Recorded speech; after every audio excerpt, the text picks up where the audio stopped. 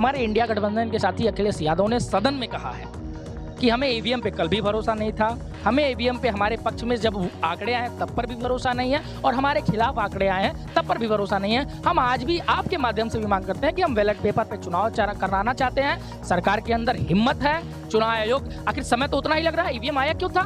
चुनाव समय को बचाने के लिए, तो समय तो नहीं। एक बात सुन लीजिए, इनके विधायक हरियाणा में जो जीते हैं, जनता के बीच में जा क्यों नहीं रहे हैं अभी तक? जाते ही दरवाजा बंद कर ले रहे हैं, लोग दौड़ा ले रहे हैं, मुंह फेर ले रहे हैं। जब देश तरक्की कर रहा है, आगे बढ़ रहा है, तो आप देश के बाहर जा करके देश की बदनामी करेंगे, ये जनता स्वीकार करेगी? कैसी बदनामी? अब देख लीजिए, विदेशों में जा करके आप जब बात रखते हैं तो बोलते बोलते क्या बोल देते हैं, वो किसी का विरोध करते करते देश का विरोध करने लगते हैं। ये जब तक नहीं खत्म होगा विपक्ष का, तब तक विपक्ष इसी तरह से। इनके तो बड़े नेता का कहना है कि आप लोगों ने ईवीएम का अपहरण कर लिया। देखिए, जहाँ जहाँ बाबू जीते हैं वहाँ ईवीएम ठीक है, जहाँ जहाँ बढ़त हुई सवेरे वोटिंग खुलते ही वहाँ इनका ठीक था, जहाँ जहाँ ये हारने लगे वहाँ ईवीएम खराब हो गया।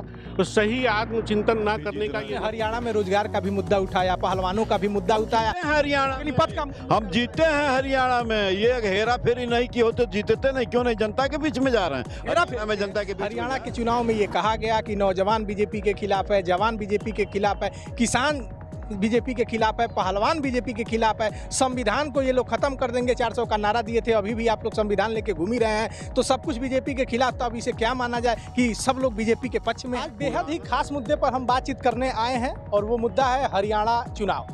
क्योंकि हरियाणा का जनादेश क्या है संदेश, इसी पर हम बातचीत करने आए हैं। क्योंकि हरियाणा के चुनाव को आपने देखा होगा कि किस तरह से जबरदस्त राजनीति हो रही थी। कांग्रेस का कहना था कि हम वहां प्रचंड बहुमत से जीत रहे हैं, तो भारतीय जनता पार्टी के जो प्रवक्ता थे वो दबे दबे जुबान में बात करते थे। लेकिन जब वहां का जनादेश आया तो कांग्रेस ने बड़े बड़े आरोप लगाए हैं। कांग्रेस का ये कहना है कि वहाँ ईवीएम का अपहरण हो गया। ईवीएम जहां 99% चार्ज थी वहां बीजेपी जीती, और जहां 65 से 70% ईवीएम चार्ज थी वहां कांग्रेस पार्टी जीती। तमाम तरह के आरोप लगाए हैं। कांग्रेस का यह भी कहना है कि ये तंत्र की जीत है, लोकतंत्र की हार है। ये तमाम तरह की बातें कही गई हैं। यही जानने समझने आ गए हैं कि हरियाणा का जनादेश क्या है संदेश। तमाम लोग हैं, तमाम पार्टियों की विचारधारा के लोग हैं, उनसे बातचीत करेंगे और ये जानने की कोशिश करेंगे कि वो हरियाणा चुनाव को कैसे देखते हैं। क्योंकि हरियाणा में एक रिकॉर्ड बन गया है, लगातार कोई पार्टी 2 बार जीतने के बाद तीसरी बार सरकार कभी नहीं बना पाई। भारतीय जनता पार्टी ने वो रिकॉर्ड तोड़ दिया है। लगातार तीसरी बार सरकार भारतीय जनता पार्टी की बनी है।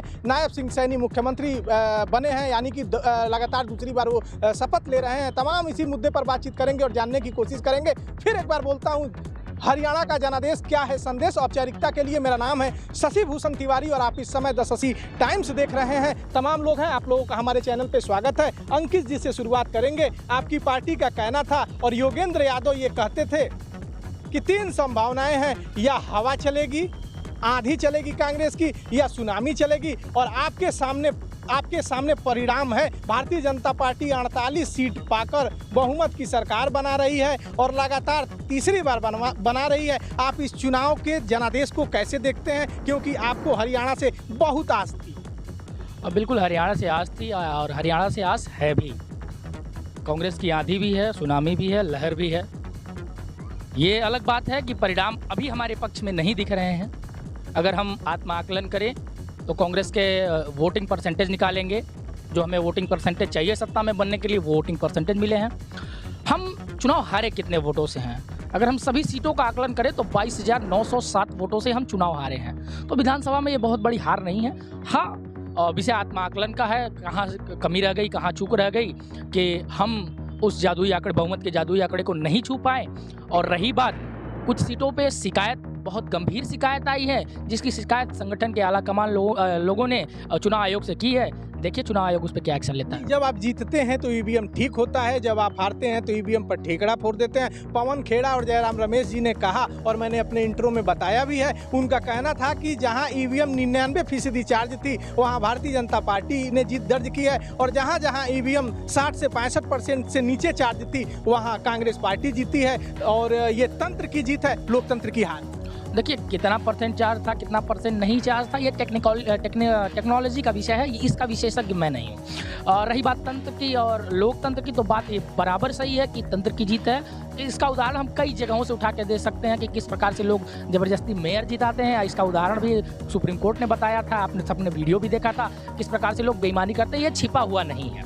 और रही बात ईवीएम, जहां हम हारते हैं तो ठीकरा फोड़ देते हैं, ऐसी बात नहीं है। हमारे इंडिया गठबंधन के साथी अखिलेश यादव ने सदन में कहा है कि हमें ईवीएम पे कल भी भरोसा नहीं था, हमें ईवीएम पे हमारे पक्ष में जब आंकड़े आए तब पर भी भरोसा नहीं है, और हमारे खिलाफ आंकड़े आए हैं तब पर भी भरोसा नहीं है। हम आज भी आपके माध्यम से भी मांग करते हैं कि हम बैलेट पेपर पे चुनाव कराना चाहते हैं। सरकार के अंदर हिम्मत है, चुनाव आयोग, आखिर समय तो उतना ही लग रहा है, ईवीएम आया क्यों था? चुनाव समय को बचाने के लिए, तो समय तो उतना ही लग रहा है। कई चरणों में चुनाव हो रहे हैं, वोटिंग उसी हिसाब से हो रही है, गिनती उसी हिसाब से हो रही है, तो अब बैलेट पेपर से बिल्कुल के पास सबका प्रारंभिक विचार जान लिया जाए। आप हरियाणा के चुनाव को कैसे देखते हैं? हरियाणा के चुनाव में ये कहा गया कि नौजवान बीजेपी के खिलाफ है, जवान बीजेपी के खिलाफ है, किसान बीजेपी के खिलाफ है, पहलवान बीजेपी के खिलाफ है, संविधान को ये लोग खत्म कर देंगे 400 का नारा दिए थे, अभी भी आप लोग संविधान लेके घूम ही रहे हैं, तो सब कुछ बीजेपी के खिलाफ। तो अब इसे क्या माना जाए कि सब लोग बीजेपी के पक्ष में हैं? पूरा हरियाणा बीजेपी के खिलाफ है और यह तंत्र की जीत हुई है, लोकतंत्र की हार हुई है। तंत्र मतलब क्या? तंत्र मतलब ईवीएम मशीन, कहीं स्लो कर दो, बैटरी नहीं चार्ज है, कुछ नहीं है, जहाँ वो चाहे ऐसा किए। तेलंगाना और नहीं, एक बात सुन लीजिए, इनके विधायक हरियाणा में जो जीते हैं, जनता के बीच में जा क्यों नहीं रहे हैं अभी तक? जाते ही दरवाजा बंद कर ले रहे हैं, लोग दौड़ा ले रहे हैं, मुंह फेर ले रहे हैं। आखिर ये क्या है? कुछ गलत किए हैं तभी तो ये हो रहा है।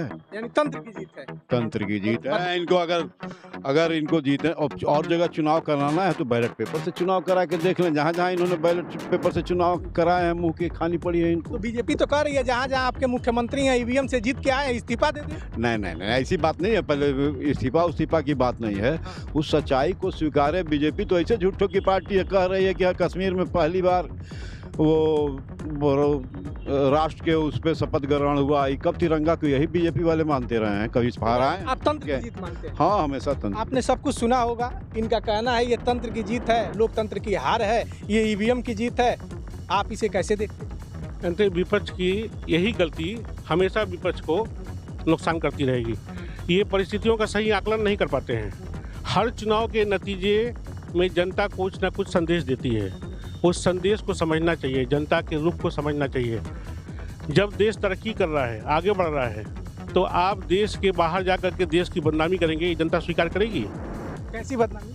आप देख लीजिए, विदेशों में जा कर के आप जब बात रखते हैं तो बोलते बोलते क्या बोल देते हैं, वो किसी का विरोध करते करते देश का विरोध करने लगते हैं। ये जब तक नहीं खत्म होगा विपक्ष का, तब तक विपक्ष इसी तरह से हारता रहेगा। अभी भी अगर आत्मचिंतन सही तरीके से करे अगर, तो विपक्ष तो कह रहे हैं आत्मचिंतन भी किया, सब कुछ ठीक है, आपके जो विधायक जीते हैं जनता के बीच नहीं जा रहे हैं, ये ईवीएम का, इनके तो बड़े नेता का कहना है कि आप लोगों ने ईवीएम का अपहरण कर लिया। देखिए, जहाँ जहाँ बाबू जीते हैं वहाँ ईवीएम ठीक है, जहाँ जहाँ बढ़त हुई सवेरे वोटिंग खुलते ही वहाँ इनका ठीक था, जहाँ जहाँ ये हारने लगे वहाँ ईवीएम खराब हो गया। तो सही आत्मचिंतन ना करने का ये नतीजा है कि हमेशा इसी तरीके की समीक्षा ये लोग। कांग्रेस आत्मचिंतन नहीं कर रही, कुछ नहीं करती है, आपको 400 से 240 पर ले आई। वो झूठ की राजनीति, खटाखट की राजनीति, फरेब की राजनीति, लोगों को बांटने की राजनीति, संविधान का खतरा बता करके लोगों को भ्रमित करने की राजनीति का कारण है। अब काट की हांडी बार बार नहीं चढ़ती है, अब वो सब झूठ फरेब खत्म हो गया, जनता सब समझ गई। आने वाले हर चुनाव में विपक्ष का यही हाल होने वाला है। हाँ, यही हाल, जीतेंगे, यही हाल होने वाला है। कह दिए कि जीतेंगे। बेरोजगारी इतनी है, महंगाई इतनी है, कहीं रोजगार नहीं, कहीं कुछ नहीं, और जीत रहे हैं। महंगाई चरम पे है, तब भी जीत रहे हैं। हरियाणा में रोजगार का भी मुद्दा उठाया, पहलवानों का भी मुद्दा उठाया। हरियाणा हम जीते हैं, हरियाणा में ये हेरा फेरी नहीं की होते जीतते नहीं। क्यों नहीं? जनता के बीच में जा रहे हैं, हरियाणा में जनता के बीच में जाए, वो सीधे लोकल भाषा में हम उसको हेरा फेरी कहते हैं। भाई, आपके नेता भी कह रहे हैं कि वहाँ गुट हो गया था, कुमारी शैलजा का अलग गुट था, भूपेंद्र सिंह हुड्डा का अलग गुट था। वो कोई गुट तब बनता है जब बाद में जब मुख्यमंत्री बनता है, बनने की कोशिश होती है तब बनता है। पहले तो सब लोग जी जान से लग करके जिता रहे थे और हम जीते थे। अफवाह फैलाया गया है और बीजेपी अफवाह फैला रही है कि इस तरह के गुटबाजी।